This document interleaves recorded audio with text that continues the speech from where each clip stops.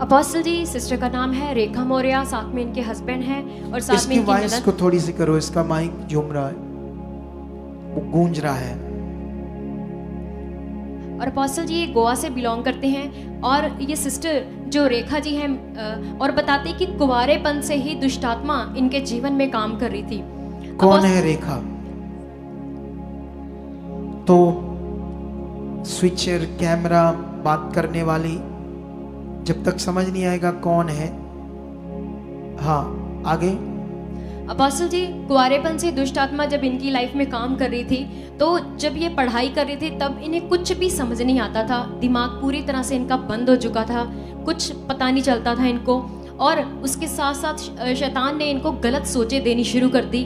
Apostle जी, इनको व्यभिचार की सोचें आती थी बहुत ज़्यादा, जिसके कारण ये बहुत ज़्यादा संसार में गए, बहुत ज़्यादा पाप में गए, इस गलत लोगों से इनकी कांटेक्ट हो गए और उसी कारण घिनौने काम सोचें इनके लाइफ में बढ़ती चली गई। और उस कारण इनका जो कंट्रोल जो शैतान ने इनके माइंड को किया था, वो पूरी तरह से इनको पाप में नाश करने वाला था।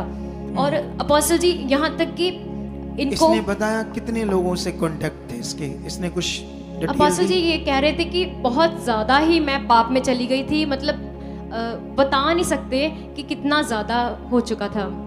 अच्छा, ऐसा। और इसके साथ साथ दुष्ट आत्मा इन्हें इतना गुस्सा देता था, गाली गलौज करते थे बहुत ज़्यादा। घर वाले इनसे बहुत ज़्यादा तंग आ चुके थे अपोस्टल जी।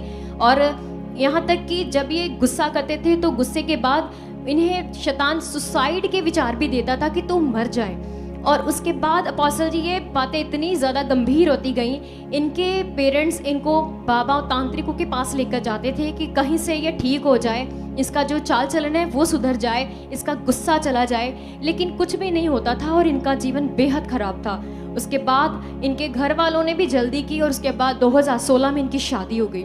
शादी के बाद सेम ये अटैक दुष्ट आत्मा फिर से इनकी बॉडी में करता था। वही व्यभिचार की चीज़ें चलती थी। ये अपने पति को ज़्यादा पसंद भी नहीं करती थी और व्यभिचार होता जा रहा था, बढ़ता जा रहा था, पाप बहुत बढ़ चुका था। और उसके बाद अपोस्टल जी, शादी होने के बाद भी जी, फिर और दुष्ट आत्मा ने इनकी बॉडी में इतनी ज़्यादा दर्द, पेन ये लगा दी कि जो भी दवाई खाते थे, कभी किसी दवाई का असर इनकी बॉडी पर नहीं होता था। और घर में मैरिड लाइफ भी जैसे गुस्सा, झगड़ा, कलेश होता था, तो बहुत ज़्यादा जीवन खराब था पति के साथ भी। फिर अपोस्टल जी, दुष्ट ने इनकी कोख को भी बंद कर दिया। 7 साल हो चुके थे, कोई बच्चा नहीं था, प्रेगनेंसी कंसीव ही नहीं कर पाए। जो भी इन्होंने टेस्ट करवाए, इनके हस्बैंड के जितने टेस्ट हुए सारे नॉर्मल आते थे, कुछ भी पता नहीं चलता था। और इन्होंने बताया कि जैसे घर वाले भी बहुत ज़्यादा, जैसे इनकी जो जेठानी थी वो इन्हें बड़ा चिढ़ाती थी और बहुत ज़्यादा इनके घर में इनको बातें होती थी, ताने मिलते थे। संसार, रिश्तेदार, आस पड़ोस, हर कोई इन्हें बातें करता था, जिस कारण ये इतनी ज़्यादा स्ट्रेस में थी, चिंता, एंग्जाइटी इनकी ज़िंदगी में बढ़ती जा रही थी।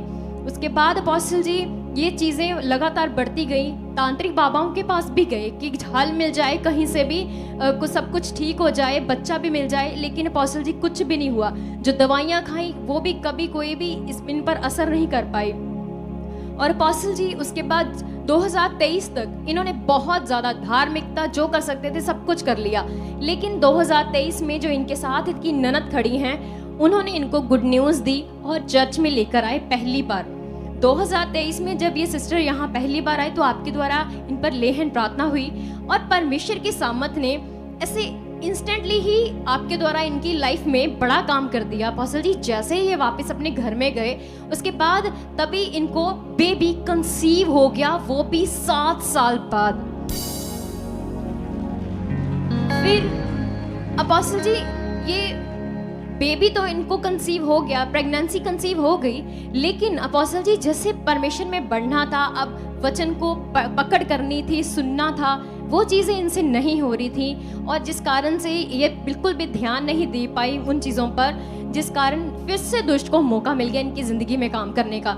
जब 7वां महीना हुआ प्रेगनेंसी का, तो अपोस्टल जी ये बताते हैं कि अचानक से घर वाले जो थे बातें करने लगे बहुत ज़्यादा, पैसे को रिलेटेड, इनके बेबी को रिलेटेड कि कोई बेबी नहीं होगा तुझे, ऐसा करके इन्होंने इतनी बातें मन पर लगा ली कि अचानक से इनका बीपी हाई होने लगा।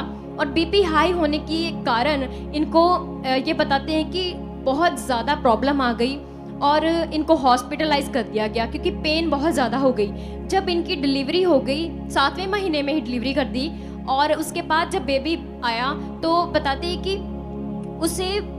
उसमें सांस लेने की बहुत दिक्कत थी। बेबी को सांस लेने में इतनी ज़्यादा परेशानी होती थी और उसका फिर ट्रीटमेंट चलता रहा हॉस्पिटल में। तो अपोस्टल जी जितने डॉक्टरों ने टेस्ट किए, डॉक्टर ने बताया कि इस बच्चे के दिल में छेद हो चुका है और साथ में इसको बच्चे को बहुत सीवियर निमोनिया हो गया।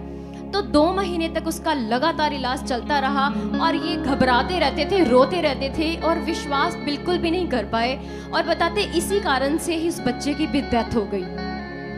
उसके बाद अपोस्टल जी ये बताते हैं कि इनकी ननद ने इनको समझाया कि तू परमेश्वर में बढ़, परमेश्वर तेरे लिए सब कुछ करेगा। समझाने के बाद अब सोच लो आप लोग परमेश्वर के बारे में, इसकी नरक जैसी जिंदगी जिसमें शैतान इससे सुसाइड करवा देता, लेकिन जब ये परमेश्वर के पास आती है, जो 7 सालों में कभी बच्चा कंसीव नहीं हुआ। क्यों? क्योंकि इससे क्लियर है कि जो इंसान दुष्ट की इच्छा में दुष्ट का गुलाम है, जब वो परमेश्वर के साथ नहीं है तो उनकी जिंदगी को कैसे वो नाश करता है, कैसे पीड़ा में रखता है, दुख में रखता है। लेकिन जैसे ही परमेश्वर के पास आते बच्चा कंसीव होता है। क्यों डेथ होती है? क्योंकि पहले से श्रापित जीवन जी रहे, अभी परमेश्वर के साथ चलना नहीं आ रहा। क्यों नए नए लोग आते हैं और दुष्ट उनको टाइट करता है, आगे पीछे करता थोड़ा सा, तो वो परमेश्वर के साथ चल नहीं पाते। लेकिन ऑप्शन कोई नहीं है उनके पास जीवन पाने की।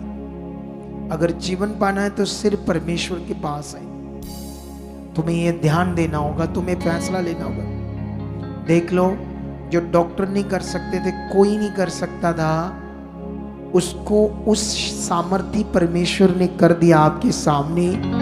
अब देखो ये बच्चा दे दिया है, अब ये बच्चा सही सलामत है। तो ये कैसे हो पाया?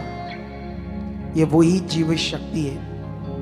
मैं फिर से बोल रहा हूं, तुम्हारी डिमांड छोटी है लेकिन वो बड़ा परमेश्वर क्या है? वो बहुत बड़ा है। तुम्हें जो उससे चाहिए कुछ भी नहीं, लेकिन जो वो चाहता है तुम वैसे नहीं हो। उस तरह से कुछ चीजें हम कर नहीं पाते कुछ लोग। तुम्हें उस पर ध्यान देना होगा आज के वचनों से। आने वाले दिनों में हम इन वचनों का और आपको स्टडी करवाएंगे, ठीक है? लेकिन अभी तो बीच में मैं क्यों ये समझा रहा था गवाही के द्वारा कि ये संसार का पीड़ा देखो इसकी, लेकिन इसको शांति किसने दी? बोलो, किसने जो इसे चाहिए था दिया? वो सब कुछ कर सकता है। तुम्हारे काम उसके लिए मामूली से है। तुम्हें जो चाहिए उसके सामने माइनर सी बातें हैं, लेकिन तुम्हें आज से अपना मन देना होगा, आज से अपना मन बड़ा करना होगा, आज से अपना मन फिराना होगा। ये जो टाइम होते हैं ये मन फिराने के टाइम होते हैं। ये हमें समझना होता है कि परमेश्वर यीशु मसीह ने जो हमारे लिए इतना दुख सहा, क्यों? ताकि हम पाप की गुलामी से, दुष्ट की गुलामी से आजाद होकर उसके साथ जिए धार्मिक जीवन, उसकी आराधना का जीवन, उसकी इच्छा का जीवन। हालेलुया। आओ इसको कंप्लीट करते हैं। ये गवाही कंप्लीट है। तारीफ करो इस गवाही की।